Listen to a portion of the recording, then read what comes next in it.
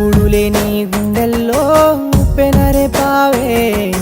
దేవి దేవి అంటూ నిన్నే వేడుతున్నానే నిన్నే చూస్తూ బ్రతికానే నరకనతో సావే ఈ రాజును మరిచిపోయాక నేను ఏకాకినయ్యానే గుండెకు గాయం చేసావే ఎంతో చక్కగా బ్రతికున్న శవంగా